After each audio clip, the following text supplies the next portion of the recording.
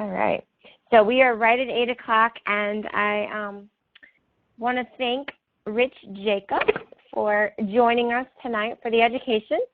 And we will be getting started with the content here in just a few minutes. But first of all, I want to give you guys a little bit of information about Rich so that you have a good deal of information, if you didn't already, about his background and why he is an expert in this field and what all he's going to talk to us about tonight. So thank you, Rich, for joining us. Stephanie. I am so glad we ran into each other in Phoenix at the big gluten-free event, and we got to talking, and we've got this opportunity to share more information with everybody. All right, Rich is a functional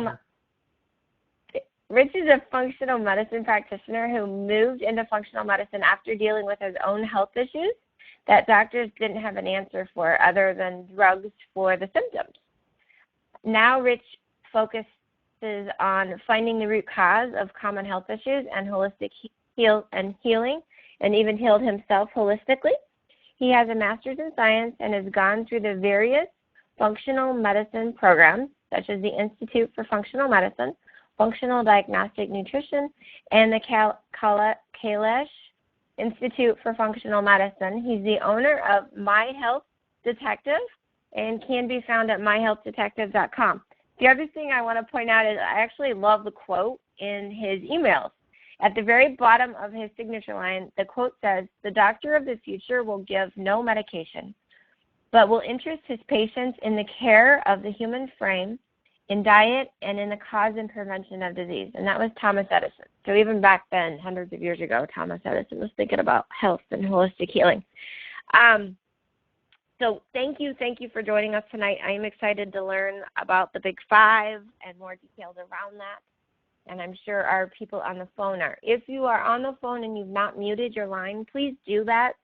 And then the other thing I will ask is, as you have questions, please use the chat box and type your questions in, and then we will get to your questions throughout the presentation and get you the answers you're looking for. And if there's something we can't answer tonight on the call, I will let you know that we always follow up, and we'll get you somebody that can get you that answer. So utilize the chat box, and again, mute your line, and it is all yours, Rich. Thanks, Tiffany. I appreciate the introduction. And it's the Kalish Institute, Dr. Dan Kalish, a very well-known functional medicine practitioner. So I'm really excited to be here. I'm really excited to talk about what I do and what leads up to a lot of those symptoms of the Big Five. And those are weight gain, fatigue, depression, gut issues, and hormone imbalances. And I think most everyone listening is going to find that their symptoms stem from one of those Big Five or a combination of. And tonight we're just going to go over how we actually get there and the root cause. So we have three body systems, and when everything's healthy, we have the hormone system working with the GI system, working with the detox system, and everything's going back and forth. Things are communicating the way they should, and people feel pretty good about life. These are also three systems that will go out of balance and cause a lot of those issues with the Big Five. So when I'm going through a healing model, I'm really looking at life balance. Now, life is never going to be balanced 100%, but it's more finding that balance in things that you enjoy doing versus things you don't like doing.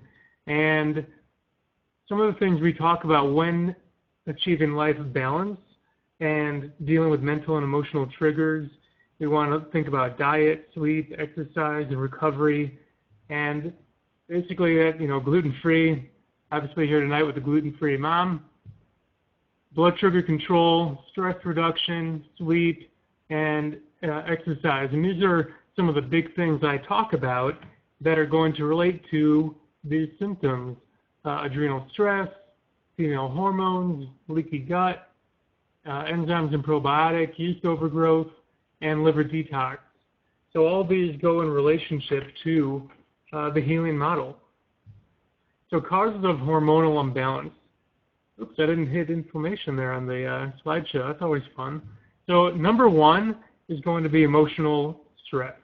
Okay, no matter how you break any of this down, emotional stress is usually at the root cause of all these other issues that start to occur.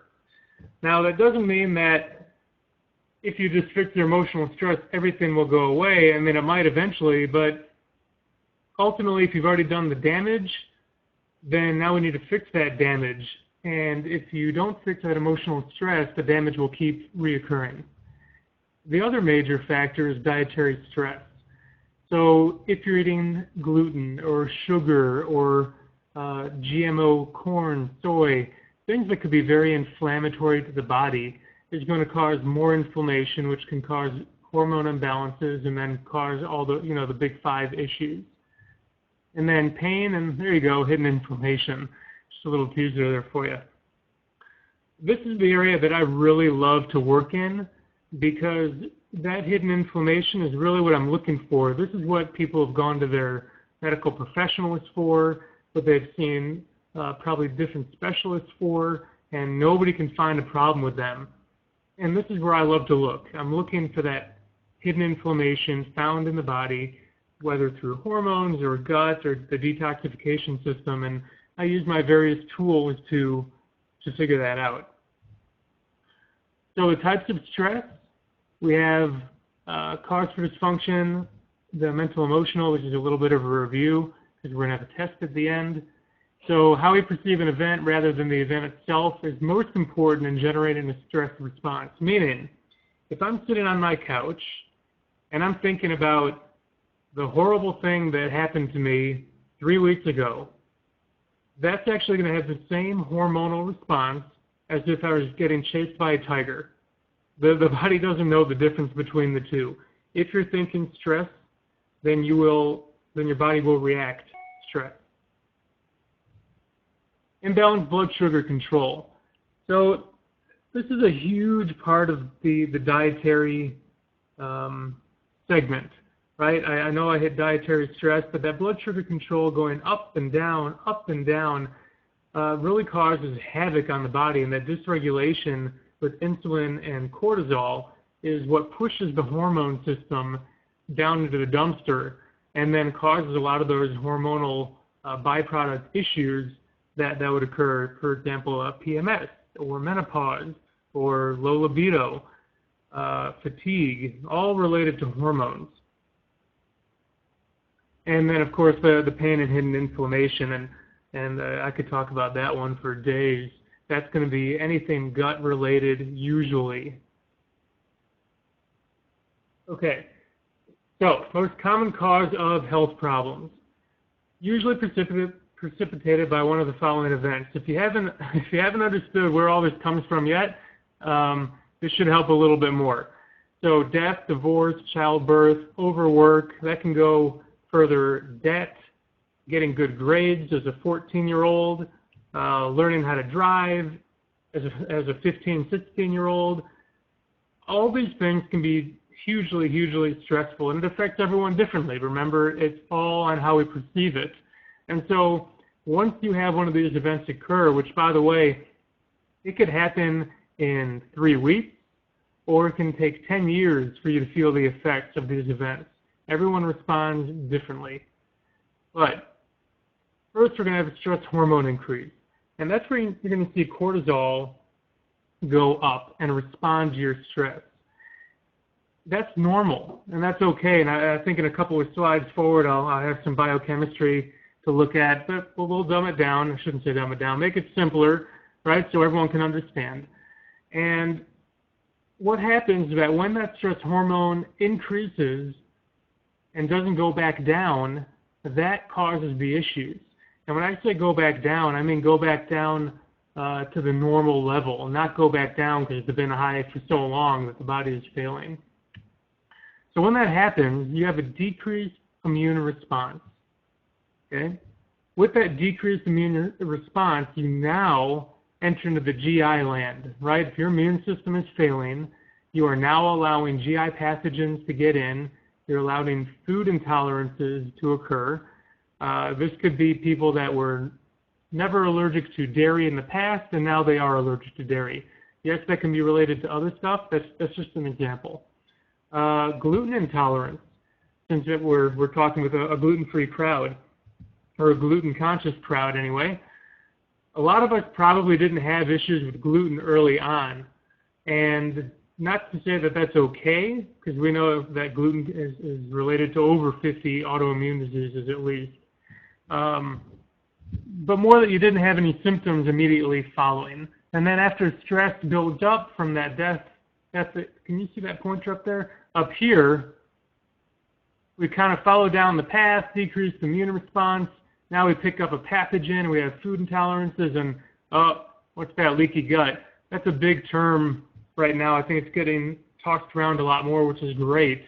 But that just means that the intestinal lining, which is a closed system, is now letting in larger molecules than should be allowed into the body. And the immune system is just going crazy over it and causing lots of inflammation, which causes other issues in the body. Okay, so we have this overload in the gut, which is now producing more toxins. So in a world where we are bringing in 300 toxins a year, our body is working its butt off to try to get toxins out. So that is now going to overload our detox system, and we are no longer able to move things out that should be able to move out. So, and I love talking to people, especially this time of year, because what happens at the first of the year, everyone wants to do detoxes and cleanses. Well, and I'll talk about this later too in the presentation, if we're doing a detox because you have fatigue and weight issues and depression, and you want to try to clean all that out, that works temporarily, but what about this? And what about this? That's why people down here who only do one step in the process end up feeling back to the way they were, and maybe sometimes worse, a month or two after they're done with their detox or cleanse. So you've really got to look at everything as a whole and fix everything together. Okay, so a little biochemistry here for you. And I think I can make this easier to understand. Okay, don't look at all the arrows and the long names. We'll make it easy. So we have vitamin B5 right up here, and vitamin B in the vitamin B complex is very important for energy, but we also need it for this process. Cholesterol, which is a main part of the steroid hormone, so let's just call it DHEA, okay, which gets converted to testosterone, which gets converted also to estrogen, okay? Those are the main sex hormones, and you need cholesterol for that. So, a decade ago, and maybe even still now, it's a big thing where you want to do fat-free or low-fat. Well, if you don't have fat, you're not making testosterone, you're not making estrogen, which means men are going to have low sex drive and not be able to maintain muscle mass, and women might throw their monthly cycle off or might have some sleep issues. So I'm glad that people are starting to eat more fats because, well, you need it. Okay. Also, it's a precursor to pregnenolone, and I love this hormone. This hormone basically controls the major parts of the hormone system in the body. So pregnenolone, when working properly, will go down to DHEA and make testosterone and estrogen. It also goes over and makes progesterone and also gets converted to cortisol. And that's the stress hormone, right? So when everything's working fine with vitamin B5 and acetyl-CoA, which is an enzyme you don't have to worry about, and cholesterol, we are making these things and everyone's a happy camper. When we get really stressed out with one of those precipitated events like death, divorce, childbirth, child abuse, any of those horrible things, we then have pregnenolone going over here to form more cortisol so we can deal with that stress. Well, if we keep going over here for cortisol, we are not making DHEA, which means we're not making testosterone, which means we're not making estrogen, which means now we have hot flashes and low libido and people aren't happy, okay? And right now, the common solution is antidepressants or Viagra or, whatever their symptoms are. Let's just take care of the symptoms, right? This is called the pregnenolone steal. Rightly so, the cortisol is stealing the pregnenolone to deal with the stress and not making the DHEA. Now, for those ladies who might be more familiar with progesterone than the men, just because it's going this way doesn't mean you're making progesterone. You're not even making any progesterone, or very little, because it's all going to cortisol. Okay? So we can look at it a little differently here. This is pretty much the same thing, just looking a little deeper. How it goes into the kidneys and the liver, how we're affecting the ovaries and the testes, and but pretty much the same thing. Okay, I know this looks more confusing, but it's not. We're just going to break it down. The more clinical terms is HPA axis dysfunction, hypothalamus, pituitary adrenal axis. Now, this is really what you're probably going to hear more of in the coming years, especially with the Institute for Functional Medicine training more doctors. This is the actual technical term. And so what I want to explain is that you have the hypothalamus of the brain responding to your stress, okay? Now that's sending out messages to the pituitary, which is sending out messages to the adrenal glands. And then everything that we saw on the last slide is occurring down here. What I want to point out is the hypothalamus pituitary thyroid axis. And I'm pointing this out because so many people nowadays seem to have thyroid issues and they're taking thyroid medication. Now, I'm not a doctor and I'm certainly not your doctor, so after this presentation, I don't stop taking your Synthroid and T4, right? Talk to your doctor. But more often than not, what I've seen, because right here you have inhibition of the production of TSH under stress, and the inhibition of T4 to T3, which this is the one that we want. This is what medicine usually gives you, but it has to convert to T3 to actually work. These are inhibited, right, when you're really under stress.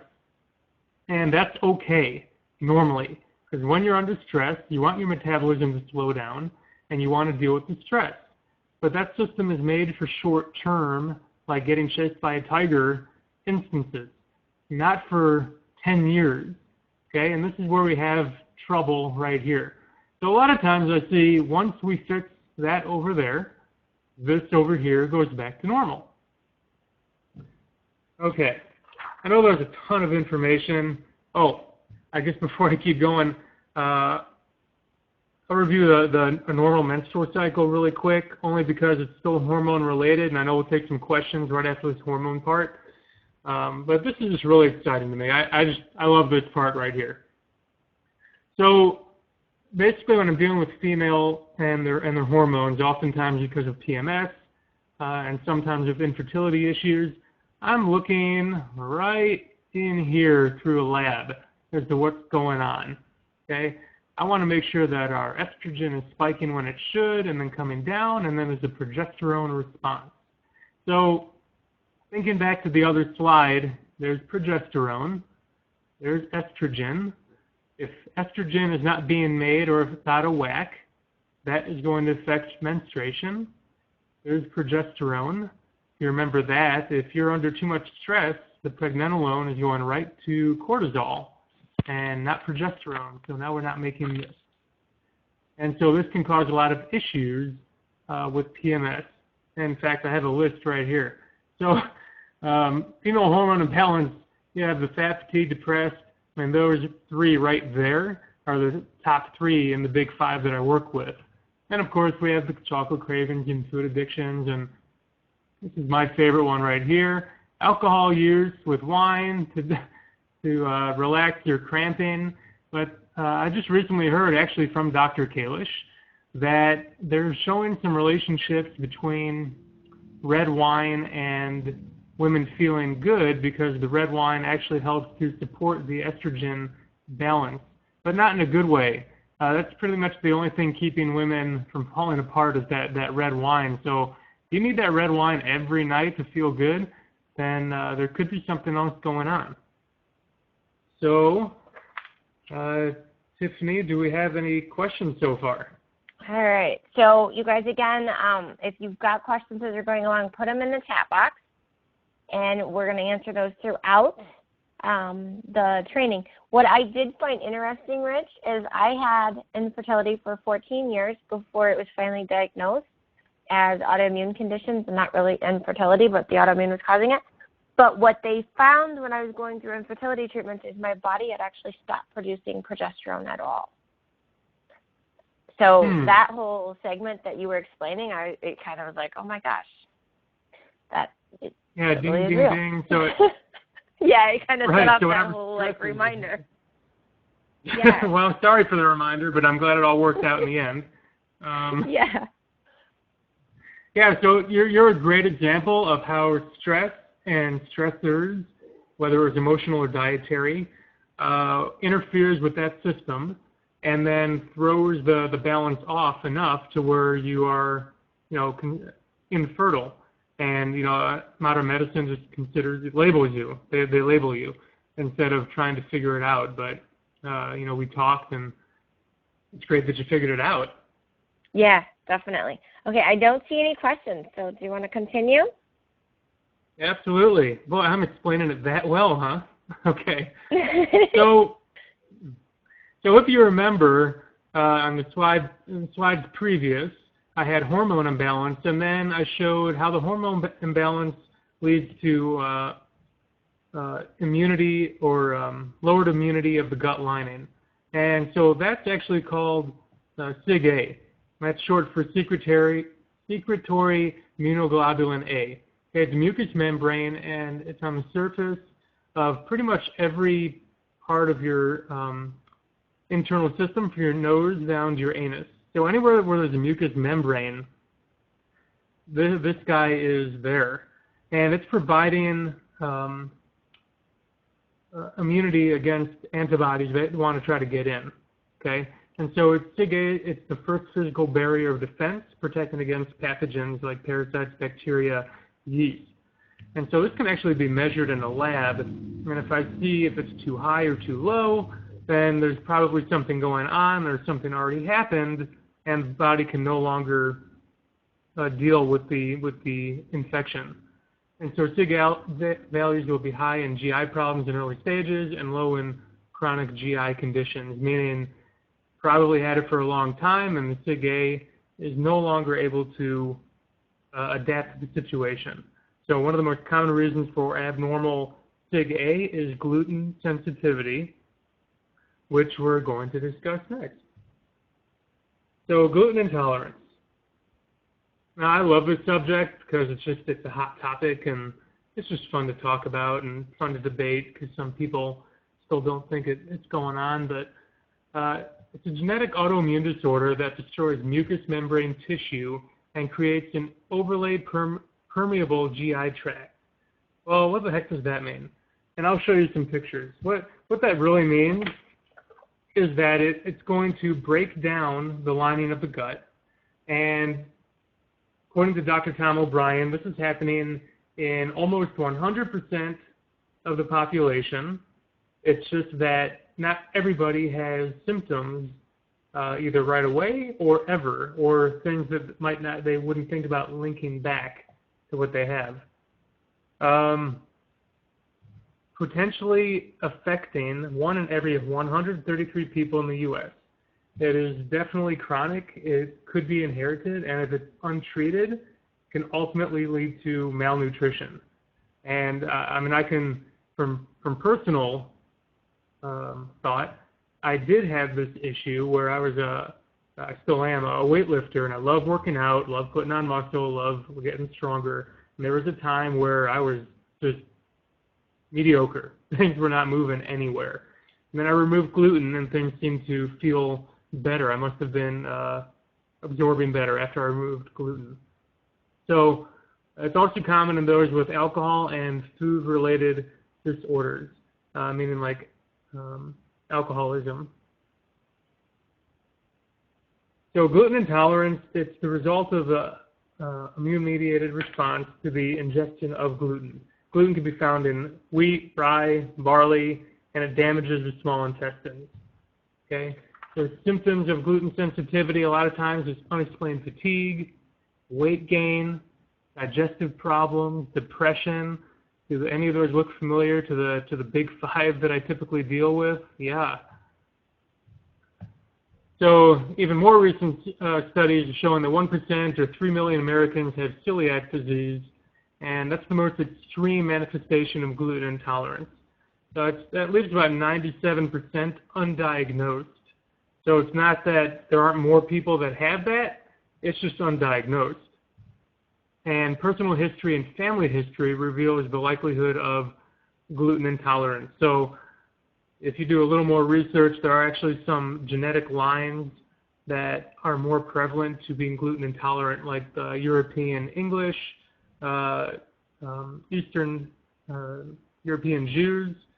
Those are, I just know that one because I'm Jewish. So there's some lines out there that are already, I just lost my train of thought. They have a more likelihood of gluten intolerance. Okay, so just a little bit of anatomy. I'm not going to get too complicated here, but I just want people to understand that this is one fiber in the small intestine, okay? And this is called a villi, and the little things on here is called the microvilli.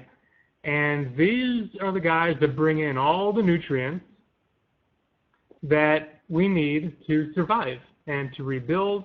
And these are also the guys between up here and down here that help keep pathogens out. And so it keeps us very happy. So what happens is that there could be a lawnmower effect. Grab a slide here. Yeah, there we go. So what that means is that you have a normal jejunum, and that just means like a combination of the villi, okay? Fancy terms for you. And what happens is so much like it's called the lawnmower effect. So you have repeated consumption of allergens, like gluten, and it's like taking a blowtorch to your lawn. So similarly, inside your body, allergens are going to destroy the intestinal lining and the Sig-A, which we talked about, your first line of defense, opening the door to infections, pathogens, and parasites. Now, this can also lead to malabsorption, and that can actually cause weight gain because you must consume more food to get whatever the body needs, right? So in other words, if you are not absorbing the nutrients, you actually need to eat more to try to get those nutrients. And so weight gain is actually a sign of deficiency since you consume more and more, okay? And the body is not getting what it needs.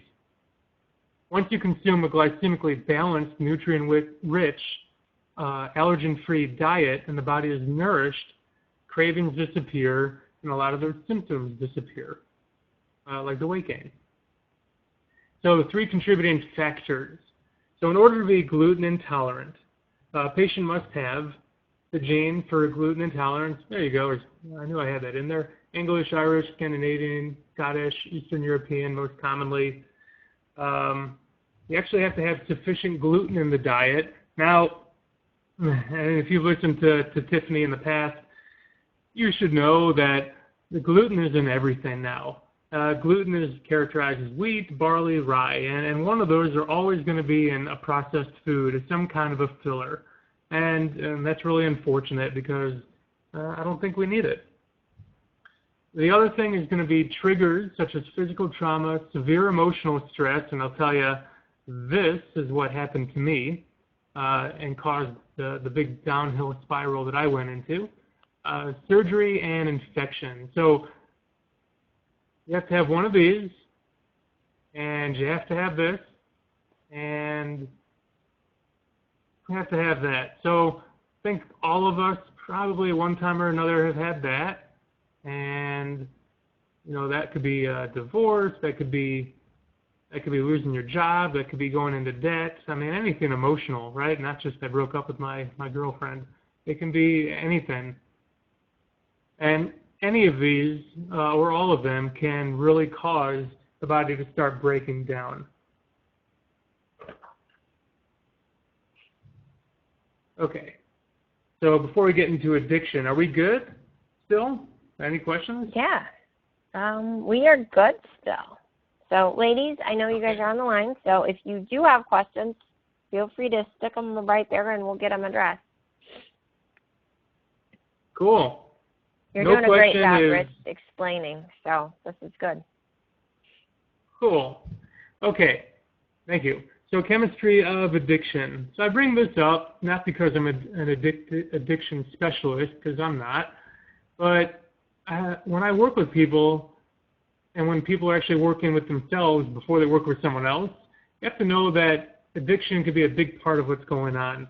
And sugar addiction, overconsumption of carbohydrates, can be huge. And what happens is that chemical triggers, they release a feel-good reaction in the brain and create addiction to the very foods patients are sensitive to. Okay? So if you have a candida overgrowth, you might actually crave more carbs and sugar because the candida is telling you that you want it. And that's a really horrible situation to be in. I mean, I know some people get into that situation on their own, just by eating poorly or they just have to for whatever reason or another. But then it's really hard for them to get out of it because you are literally addicted to the sugar. You are literally addicted to the gluten, the wheat. This is not my opinion. This is not an opinionated webinar tonight. I'm just basing it off the facts. So let's see if I can get some facts to you.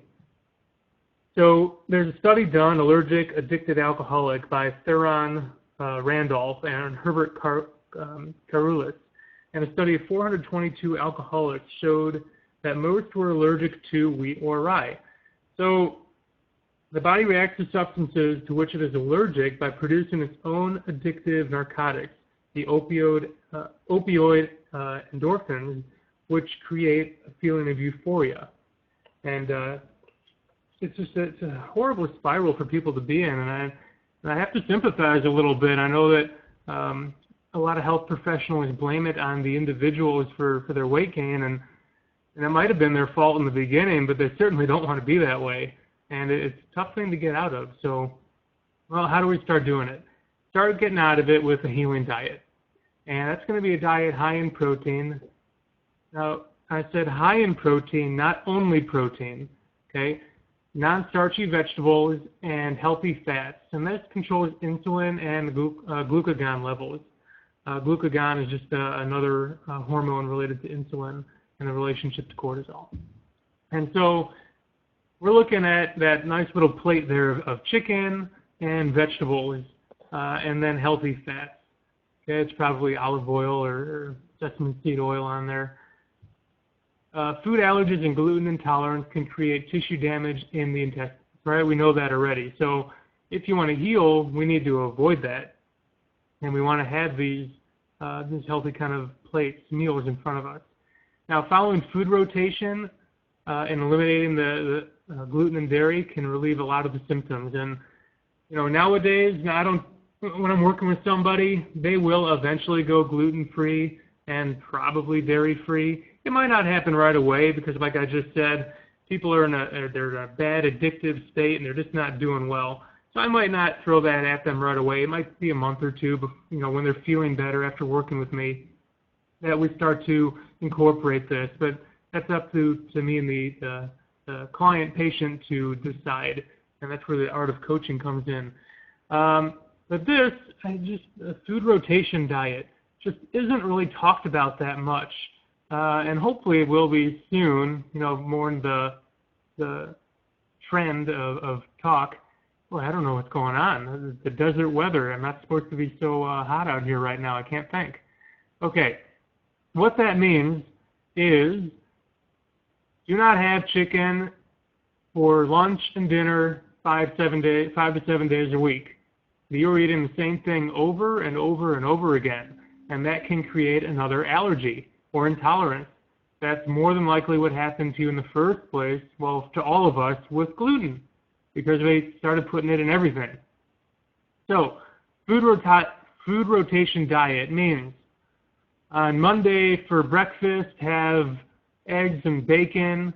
For lunch, you can have that lovely plate of chicken and vegetables. And for dinner, how about some salmon and some more vegetables? we can mix up the vegetables in the healing diet.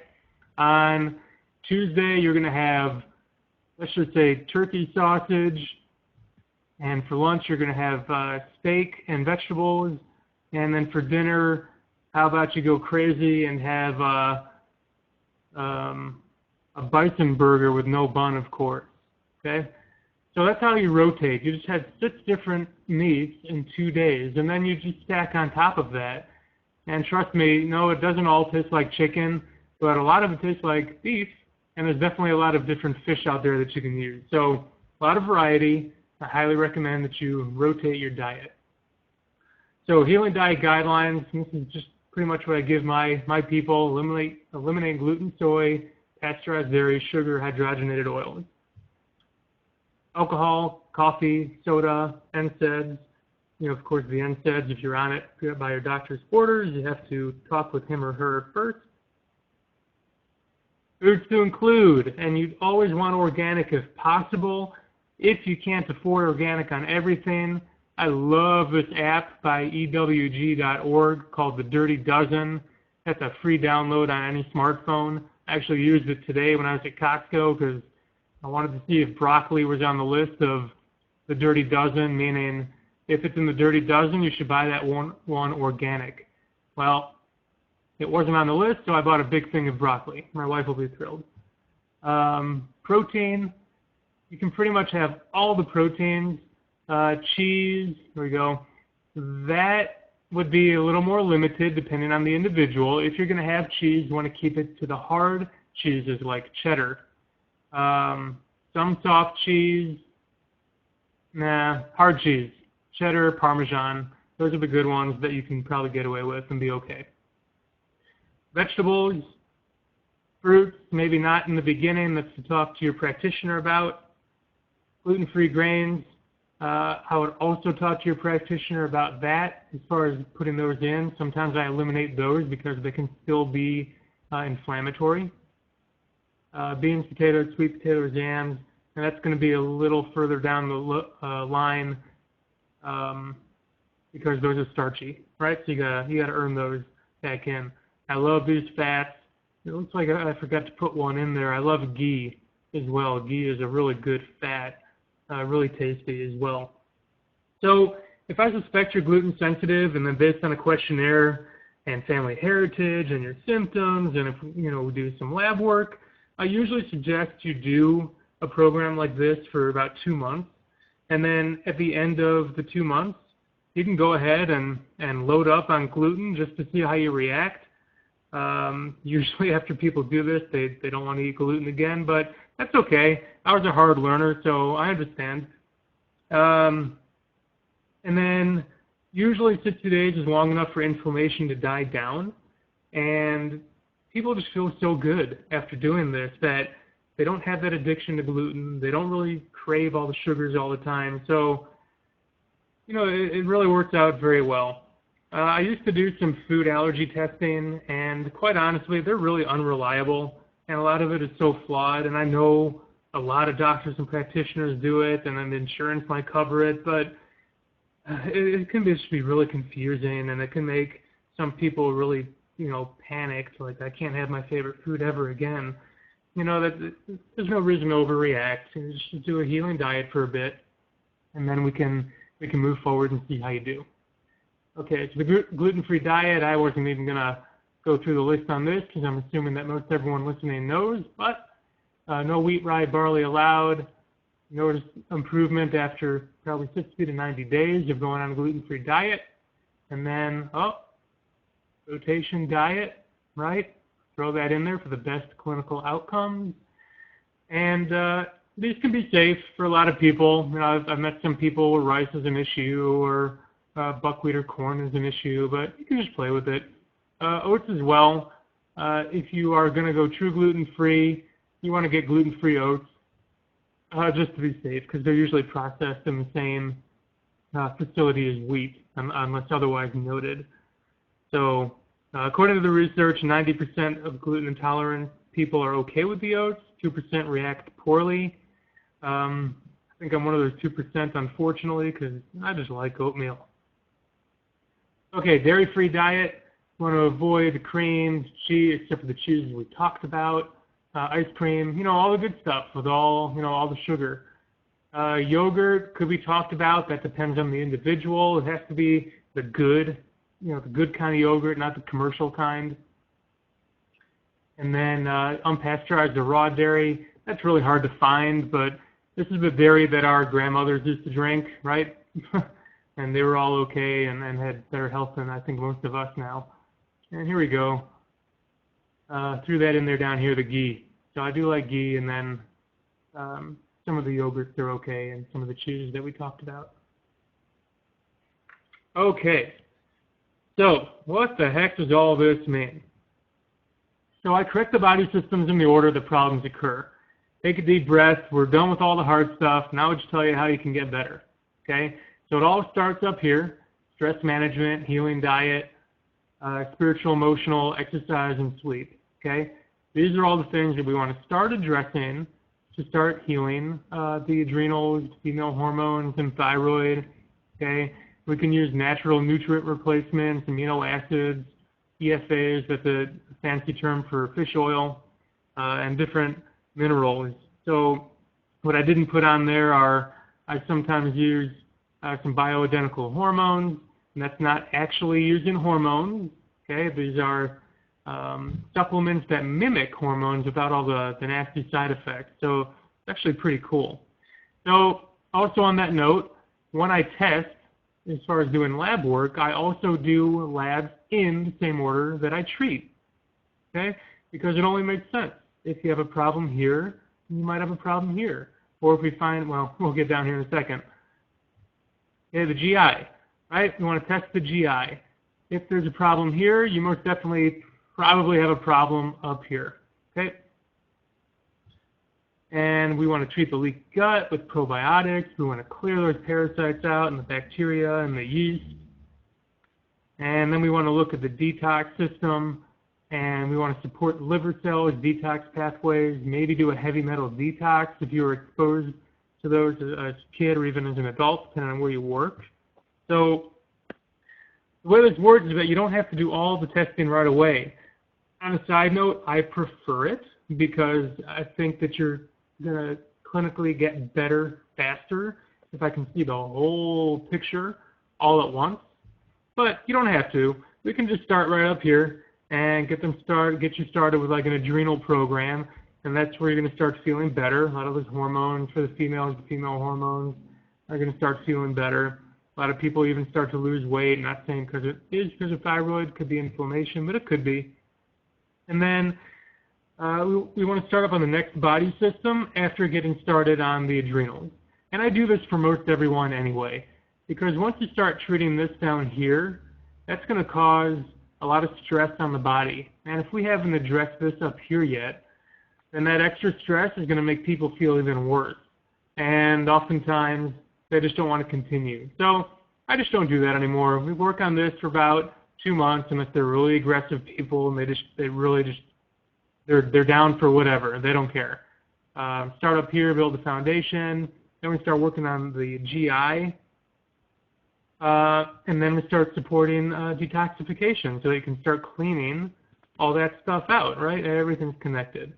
So these programs always work, and if the adrenals aren't getting better after 3 months, then I'll know that there's a block. There's something else getting in the way. So if somebody who comes to me, they just want to work here, and after 3 months, they're really not feeling better, even though they're doing all of this, we have to move forward. We can't just give up. I'm the health detective, right? We got to look for the next step. And then the same process would go here. But ultimately, it'd be great if we can just test all at once so we can just know where to go. Okay. So what does all that look like, the healing timeline? So people come to me, I give that 15-minute consult to see if what I'm going to do is going to work with what you want. It doesn't work for everyone. I don't work with everyone because people want faster results than what I can give them. So the consultation, and then ideally we do all 3 of these tests. Yeah, you read that correctly. One of them is a stool test. I've done it. Not a big deal. And then we want to try to get on that gluten-free diet initially But I mentioned that I've found that even starting more over here, is sometimes less intimidating for people. Then we get the labs back. Takes about 3 weeks to get them all back. Right, they're all mailed back and forth. And so then we hit those adrenals, because most people, if they're coming to me, are going to have an issue with these. And you can see the overlap that we start the adrenals here, 1 to 2 months. Then we start the treatment of the gut. Anti-candida will most likely always come in because candida is just a nasty little overgrowth, and if it's not treated, it'll just pester everything else. So, but we stack it all in, and this is just an example. It doesn't have to go this way. This is just an example of what I like to do, but it can be different for everyone. And then we go ahead and move into the liver detox, heavy metal if we need to. So then, after we do all of this, then we look at that gut repair. What happens so much now is that people are taking glutamine and gut repair supplements and probiotics all up here, which I guess isn't horrible. I just don't know how effective it is if we have to do all this first. You need to clear it all out and then repair that gut. So either way, I suppose up here I've seen it work just as well. And sometimes usually I have people on a maintenance program with probiotics up here as well, but whatever works. So that is all I have on this. And as a special thank you, you can get a free ebook on increasing energy on my website. That's going to be changing at the end of the year because in January, I am going to start a whole segment on healthy gut. And so I'm going to have a new ebook and a free guide on gut health, and that'll be coming out soon. And then as a thank you for everyone listening tonight, I will go ahead and give 30% off my case review consultation. When you schedule, you should put in the GF Mom, and that'll give you 30% off. And that's good until the end of the year. You just have to schedule it. You don't have to necessarily get in. You just have to schedule it before the end of the year. Awesome. Thank you so much, Rich. All right. So are there any additional questions for Rich tonight? Does anybody have any that they want to put in the box? One question is on the probiotic. Do you suggest that they they rotate the brands, or they take multiple strands, or what is your suggestion on the probiotic? Yeah, that's a good question. My favorite one that I usually go to first is called S. boulardii. That's a Saccharomyces boulardii. And that's actually a yeast, but it's a really healthy yeast, and that really starts the process off right. So that one, any company, people who are working with me, I use Designs for Health. And Designs for Health, they have like a 10-strain probiotic, which seems to work really well because that's got 10 strains. So it's a lot of variety, and I trust the company. So that's who my people use. I really, really love fermented foods. And one of my ebooks coming out next month is going to be on making your own fermented foods. That is the best way, I still think, to have healthy gut flora. After you clean everything out and you do it quote unquote naturally, because you're using supplements to help with all that. I love sauerkraut and dill pickles, and anything that's been fermented is really good for maintaining gut flora.